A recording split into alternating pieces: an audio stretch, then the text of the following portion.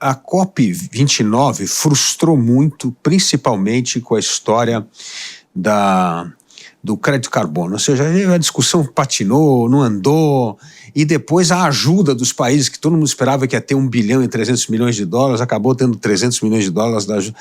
Ou seja, quanto dessa frustração é baseada em falta de confiança? A gente não quer dar dinheiro para países que, enfim, vão pegar esse dinheiro, vão fazer outra coisa, não vão preservar o meio ambiente. E quanto disso é, na verdade, uma história de se esquivar de uma responsabilidade de encarar o meio ambiente como uma questão do planeta e não como uma questão do Estado-nação? Olha, pergunta dá espaço para a gente voar bastante aqui. Falando da COP29 especificamente, ali teve 3 aspectos principais, eu acho. 2 bastante negativos e 1 até positivo. É claro que teve muito mais, mas esses 3 eu selecionaria. Os aspectos bastante negativos, o primeiro foi o compromisso dos países desenvolvidos de financiarem a adaptação e a mitigação nos demais países do mundo, para os quais se estimava uma necessidade de 1 bilhão e 300 milhões de dólares por ano, e com muito sacrifício e esforço se obtiveram 300 bilhões de dólares no final, sendo que, enfim, houve todo tipo de estratégia feia do ponto de vista diplomático para se chegar nisso. Quer dizer, os países desenvolvidos não colocando nenhuma proposta na mesa, nenhuma, até a 1/10 hora, que é justamente para na hora que você colocar, tentar criar aquilo como um fato consumado, não dá nenhum espaço para o outro reagir, daí tem uma ameaça, se levantar, vai terminar a COP sem acordo, não termina, então aumenta mais 50 bilhões, enfim. Isso ficou muito feio. E mesmo esses 300 bilhões, Felipe, precisa ver. Precisa ver eles aparecerem. A outra questão muito ruim foi a questão do caminho de transição, que eles chamam. Quer dizer, que é aquela frase que foi incluída na COP anterior em Dubai, Transition Away from Fossil Fuels. Quer dizer, é você começar um processo de desdependência, de ficar menos dependente dos combustíveis fósseis. Essa frase que foi incluída e foi muito celebrada em Dubai, sumiu agora. Ela não foi negada, mas ela não voltou a aparecer. Por trás disso, houve uma pressão dos países produtores de petróleo, dos lobistas da indústria de petróleo gigantesca. Tinha mais lobista da indústria de petróleo em Baku do que qualquer outra representação de país. A parte positiva, eu acho que tem a ver com crédito de carbono de uma certa maneira, que foi a regulamentação do artigo 6. Uhum. O que é o artigo 6? No Acordo de Paris, os países se comprometem a atingir 0 de emissões num determinado prazo. A grande maioria em 2050, um ou outro em 2060, 2070, mas a grande maioria. E cada país, então, tem que dizer como vai chegar lá.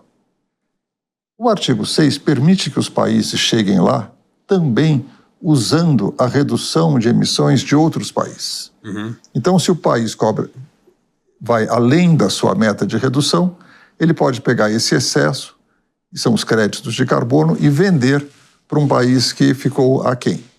Isso, naturalmente, faz todo sentido, porque o aquecimento global é global. Uhum. Você equilibra as coisas dentro do mundo. Você pode, perfeitamente, um país onde é mais fácil você reduzir e mais além do que outro onde é mais difícil. Para a atmosfera, isso será indiferente.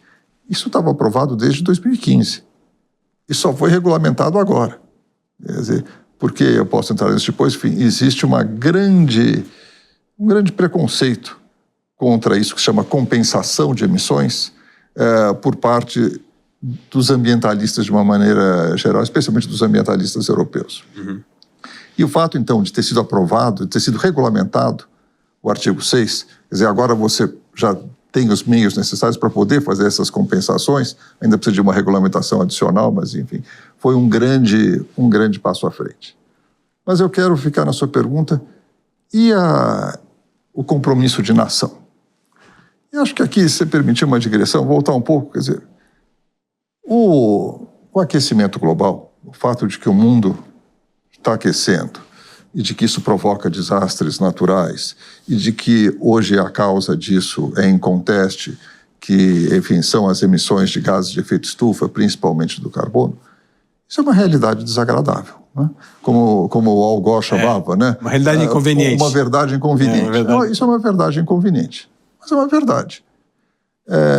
Essa verdade, ela apresenta 3 tipos de custo inescapáveis. O primeiro custo é o custo dos próprios acidentes. Acontece uma enchente em Porto Alegre, custou 65 bilhões de dólares.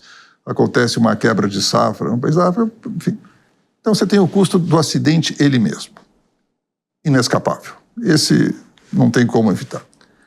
O segundo custo é o custo de adaptação. São aqueles investimentos que você faz que têm um resultado mais imediato, e isso você faz para evitar as consequências dos acidentes.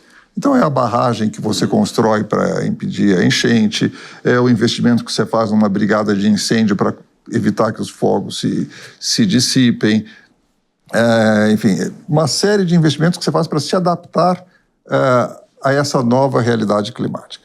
Esse investimento é importante, ele é vital para a sobrevida das populações, mas ele não faz nada para reduzir o aquecimento global. Ele só controla o dano. Enquanto isso, o aquecimento continua. Se você não mudou a sua forma de gerar energia, se você não mudou a sua forma de transporte, se você não mudou a sua forma de fazer cimento, o aquecimento continua. O terceiro tipo de custo, e aí é investimento, é o que se chama de mitigação. É aquilo que você investe para reduzir as emissões. E nisso é que esse custo, para o Brasil, não é custo. Para o Brasil isso é potencial. Quer dizer, então, o Brasil tem a possibilidade, o Brasil sofre os impactos, o custo dos impactos dos acidentes ambientais, como qualquer outro país. Tem que fazer os investimentos de adaptação como qualquer outro país. Mas na mitigação, para nós é fonte de receita. Sim. É fonte de receita justamente por causa do potencial enorme que nós temos na transição energética do mundo, na produção de combustíveis verdes, na captura através das nossas florestas, etc. Outros países desenvolvidos, os Estados Unidos, poderão ter isso através de tecnologia. Eles fizeram lá, o Biden fez o IRA, o Inflation Reduction Act, dando 360 bilhões de dólares de incentivos, de subsídios para desenvolvimento de tecnologias verdes. Então, eu tenho a impressão que existe um conflito de timing. Quer dizer, quem está ganhando o jogo é o imediatismo. O que não é tão de se estranhar. Quer dizer, toda a política, de uma certa maneira, é voltada para o imediatismo. Os políticos precisam ser reeleitos a cada 4 anos, enfim. Então, dessa maneira, quer dizer, está se dando muita atenção para o ganho imediato. Então, por que se insiste nos combustíveis fósseis? Porque dá um lucro enorme, porque toda a estrutura está aí feita. Por que os combustíveis fósseis conseguem eleger o presidente dos Estados Unidos? Porque você tem muito interesse estabelecido aí e está se deixando, ou está se tornando muito mais caro a conta de resolver isso, que terá que ser resolvido. Não tem como não fazer. Para o Brasil, então, não apostar na transição para uma energia de baixo carbono é jogar dinheiro fora.